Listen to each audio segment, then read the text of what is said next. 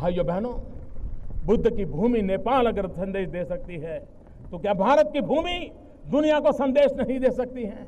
और इसलिए समय की मांग है, हम हिंसा का रास्ता छोड़े, भाईचारे के रास्ते पर चले। भाइयों बहनों, सदियों से किसी न किसी कारणवश सांप्रदायिक तनाव से हम गुजर रहे हैं। देश विभाजन तक हम पहुंच गए। आजादी के बाद भी कभी जातिवाद का जहर, कभी सांप्रदायवाद का जहर, यह पापाचार कब तक चलेगा? किसका भला होता है? बहुत लड़ लिया, बहुत लोगों को काट लिया, बहुत लोगों को मार दिया।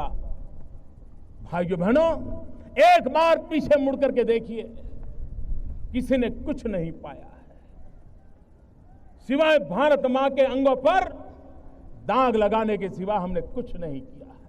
और इसलिए मैं देश के उन लोगों से आह्वान करता हूं, जातिवाद का जहर हो, संप्रदायवाद का जहर हो, प्रांतवाद का जहर हो, ऊंच नीच का भाव हो, ये देश को आगे बढ़ाने में रुकावट है। एक बार मन में तय करो, 10 साल के लिए मॉरिटोरियम तय करो। 10 साल तक इन सारे तनावों से हम मुक्त समाज की ओर जाना चाहते हैं। और आप देखिए, शांति, एकता, सद्भावना, भाईचारा हमें आगे बढ़ने में कितनी ताकत देते। एक बार देखो मेरे देशवासियों, मेरे शब्द पे भरोसा कीजिए और मैं आपको विश्वास दिलाता हूं, अब तक किए हुए पापों को, उस रास्ते को छोड़ें, सद्भावना, भाईचारे का रास्ता अपनाएं और हम देश को आगे ले जाने का संकल्प करें। भाइयों बहनों, मैं आज तिरंगे झंडे की साक्षी से बोल रहा हूं, लाल किले की प्राची से बोल रहा हूं, 125 करोड़ देशवासियों के सपनों को समझ करके बोल रहा हूं। 15 महीने हो गए आपने दिल्ली में जो सरकार बिठाई है, उस सरकार पर एक नए पैसे के भ्रष्टाचार का आरोप नहीं है।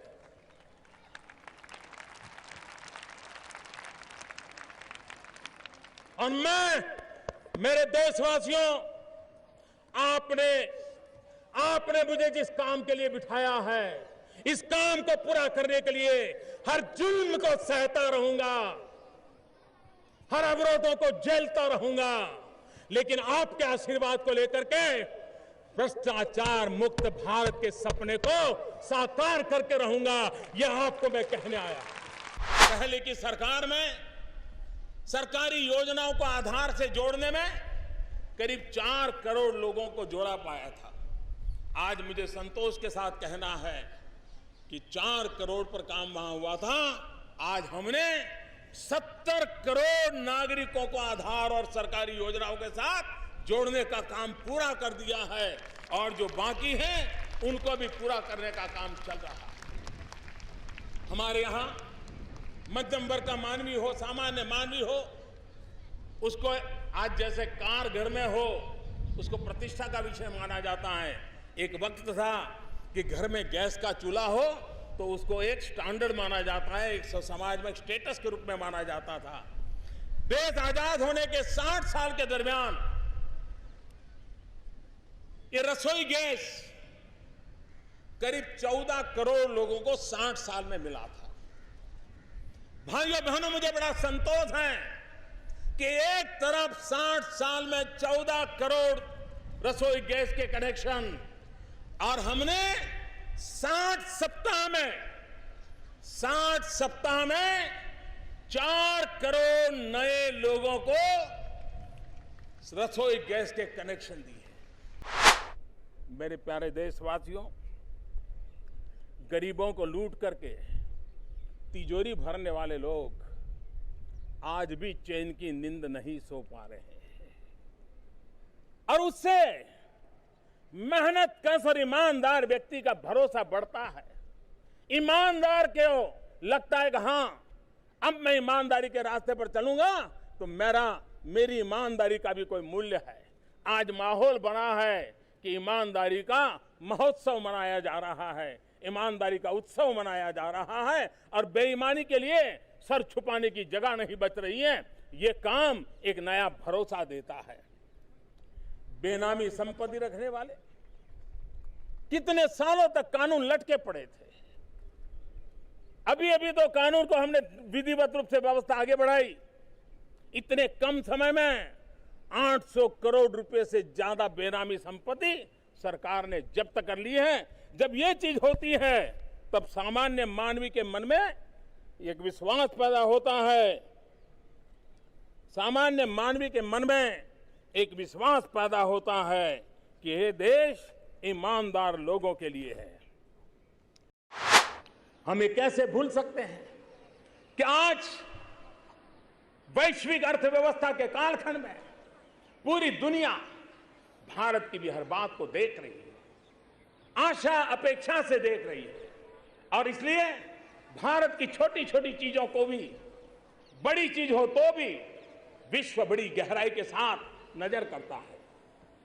आप याद करिए 2014 के पहले दुनिया की गणमान्य संस्थाएं, दुनिया के गणमान्य अर्थशास्त्री, दुनिया में जिनकी बात को अधिकृत माना जाता है, ऐसे लोग कभी हमारे देश के लिए क्या कहा करते थे। वो भी एक जमाना था जब दुनिया से आवाज उठती थी, विद्वानों से आवाज उठती थी कि हिंदुस्तान की इकोनॉमी रिस्क भरी है, उनको रिस्क दिखाई देता था। लेकिन आज वही लोग, वही संस्थाएं, वही दोस्त बड़े विश्वास के साथ कह रही है कि रिफॉर्म मोमेंटम फंडामेंटल को मजबूती दे रहा है। कैसा बदलाव आ गया। एक समय था घर में हो या घर के बाहर दुनिया एक ही कहती है, रेड टेप की बात करती थी, रेड टेप की बात करती थी। लेकिन आज रेड कारपेट की बात हो रही है। ईज ऑफ डूइंग बिजनेस में हम 100 तक पहुंच गए। आज पूरा विश्व इसको गर्व से ले रहा है। वो भी दिन था जब विश्व मान करके बैठा था भारत यानी पॉलिसी पैरालिसिस, भारत यानी डिलेड रिफॉर्म। वो बात हम सुनते थे, आज भी अखबार निकाल के देखोगे तो दिखाई देगा। लेकिन आज दुनिया से एक ही बात आ रही है, रिफॉर्म, परफॉर्म, ट्रांसफॉर्म, एक के बाद एक नीति विषयक समयबद्ध निर्णय के सिलसिला। वो भी एक वक्त था जब विश्व भारत को फ्रेजाइल 5 में गिनता था। दुनिया चिंतित थी कि दुनिया को डुबोने में भारत भी अपनी भूमिका अदा कर रहा है। फ्रेजाइल 5 में हमारी गिनती हो रही थी। लेकिन आज दुनिया कह रही है भारत मल्टी ट्रिलियन डॉलर के इन्वेस्टमेंट का डेस्टिनेशन बन गया है। मल्टी ट्रिलियन डॉलर के इन्वेस्टमेंट का डेस्टिनेशन बन गया है। वहीं से आवाज बदल गई है। अनुच्छेद 370, 35A, आर्टिकल 370 और 35A, क्या कारण था? इस सरकार की पहचान है, हम समस्याओं के टालते भी नहीं हैं, हम समस्याओं को टालते भी नहीं हैं और न ही हम समस्याओं को पालते हैं। अब समस्याओं को टालने का भी वक्त नहीं है, अब समस्याओं को पालने का भी वक्त नहीं है। जो काम पिछले 70 साल में नहीं हुआ, नई सरकार बनने के बाद 70 दिन के भीतर आर्टिकल 370 और 35A को हटाने का काम भारत की दोनों सदनों ने, राज्यसभा और लोकसभा ने 2/3 बहुमत से पारित कर दिया।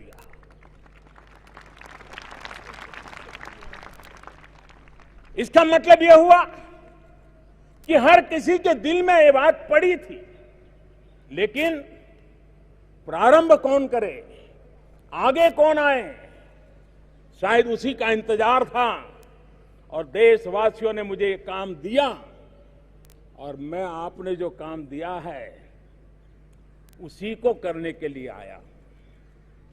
मेरे प्यारे देशवासियों, भारत में महिला शक्ति को जब जब भी अवसर मिले उन्होंने देश का नाम रोशन किया, देश को मजबूती दी है। महिलाओं को स्वरोजगार और रोजगार के समान अवसर देने के लिए आज देश प्रतिबद्ध है। आज भारत में महिलाएं अंडरग्राउंड कोयले की खदान में काम कर रही हैं, तो आज मेरे देश की बेटियां फाइटर प्लेन भी उड़ा करके आसमान की बुलंदियों को चूम रही है।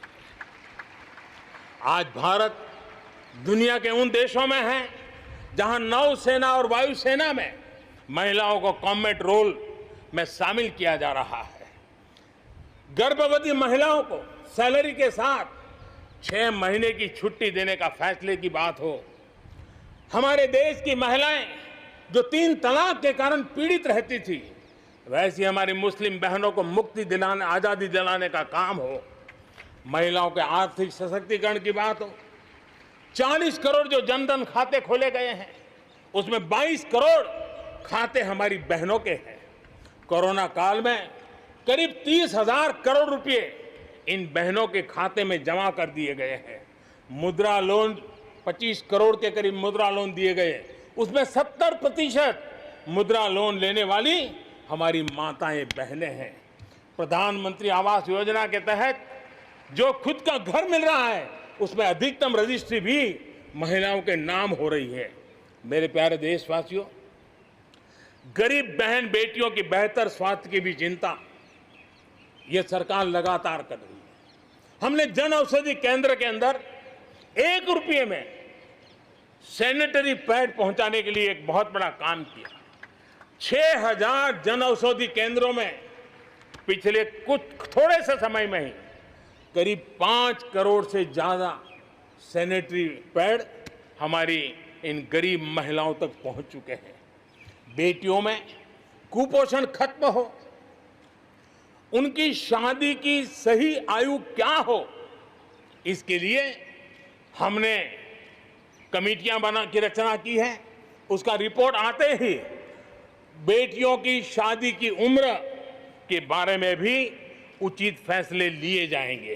मेरे प्यारे देशवासियों, आज देश के अलग अलग सेक्टर्स और देश के छोटे शहरों में भी, टियर 2, टियर 3 सिटीज में भी नए नए स्टार्टअप बन रहे हैं। उनकी भारतीय प्रोडक्ट्स को अंतर्राष्ट्रीय बाजार में जाने में बड़ी भूमिका भी है। सरकार अपने इन स्टार्टअप्स के साथ पूरी ताकत के साथ खड़ी है। उन्हें आर्थिक मदद देना हो, टैक्स में छूट देना हो, उनके लिए नियमों को सरल बनाना हो, सब कुछ किया जा रहा है। हमने देखा है कोरोना के इस कठिन काल में ही हजारों नए स्टार्टअप्स उभर करके आए हैं। बड़ी सफलता से वे आगे बढ़ रहे हैं। कल के स्टार्टअप आज के यूनिकॉर्न बन रहे हैं। इनकी मार्केट वैल्यू हजारों करोड़ रुपए तक पहुंच रही है। ये देश में नए प्रकार के वेल्थ क्रिएटर्स हैं।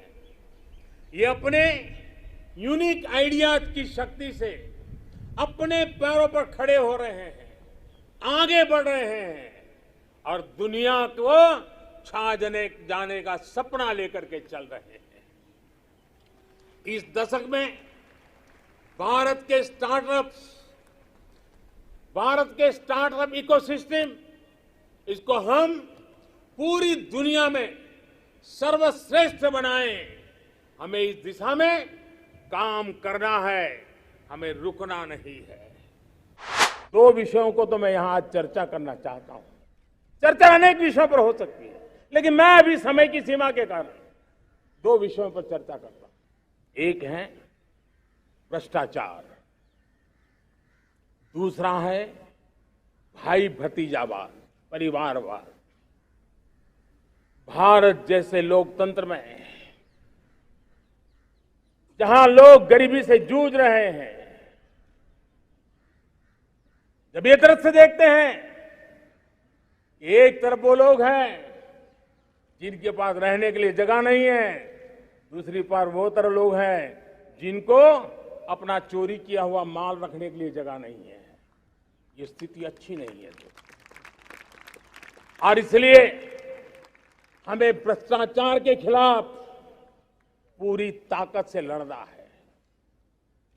पिछले 8 वर्षों में डायरेक्ट बेनिफिट ट्रांसफर के द्वारा, आधार, मोबाइल, इन सारे आधुनिक व्यवस्थाओं का उपयोग करते हुए 2 लाख करोड़ रुपए जो गलत हाथों में जाते थे, उसको बचा करके देश की भलाई के लिए काम लगाने में हम सफल हुए हैं। जो लोग पिछली सरकारों में बैंकों को लूट लूट करके भाग गए, उनकी संपत्तियां जब्त कर करके वापस लाने की कोशिश कर रहे हैं। कईयों को जेलों में जीने के लिए मजबूर करके रखा हुआ है। हमारी कोशिश है जिन्होंने देश को लूटा है उनको लौटाना पड़े, वो स्थिति हम पैदा करेंगे। जब हम 2014 में आए थे तो हम वैश्विक अर्थव्यवस्था में 10वें नंबर पर थे, और आज 140 करोड़ देशवासियों का पुरुषार्थ रंग लाया है कि हम विश्व की अर्थव्यवस्था में 5वें नंबर पर पहुंच चुके हैं। देशवासियों को बताना चाहता हूं कि जब देश आर्थिक रूप से समृद्ध होता है तो सिर्फ तिजोरी नहीं भरती है, देश का सामर्थ्य बढ़ता है, देशवासियों का सामर्थ्य बढ़ता है। और तिजोरी का पाई पाई अगर ईमानदारी से जनता जनार्दन के लिए खर्च करने का संकल्प लेने वाली सरकार हो तो परिणाम के साथ है। मैं 10 साल का हिसाब तिरंगे की साक्षी में लाल किले की प्राचीर से मेरे देशवासियों को दे रहा हूं। आंकड़े देख करके आपको लगेगा इतना बड़ा बदलाव, इतना बड़ा सामर्थ्य। 10 साल पहले राज्यों को 30 लाख करोड़ रुपए भारत सरकार की तरफ से जाते थे। पिछले 9 साल में यह आंकड़ा 100 लाख करोड़ पर पहुंचा है। पहले स्थानीय निकाय के विकास के लिए भारत सरकार के खजाने से 70,000 करोड़ रुपया जाता था, आज वो 3 लाख करोड़ से भी ज्यादा जा रहा है। पहले गरीबों के घर बनाने के लिए 90,000 करोड़ रुपया खर्च होता था, आज वो 4 गुना होकर के 4 लाख करोड़ से भी ज्यादा खर्च गरीबों के घर बनाने के लिए हो रहा है। पहले गरीबों को यूरिया सस्ता मिले, जो यूरिया की बैग दुनिया के कुछ बाजारों में 3,000 में बिकती है, वो यूरिया की बैग मेरे किसानों को 300 में मिले। और इसलिए देश की सरकार 10 लाख करोड़ रुपया मेरे किसानों की यूरिया में सब्सिडी दे रहा है।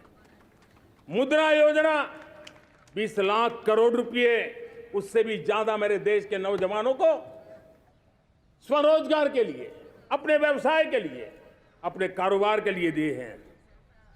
8 करोड़ लोगों ने नया कारोबार शुरू किया है, और 8 करोड़ लोगों ने कारोबार शुरू किया है तो नहीं, हर कारोबारी ने एक या दो लोगों को रोजगार दिया है।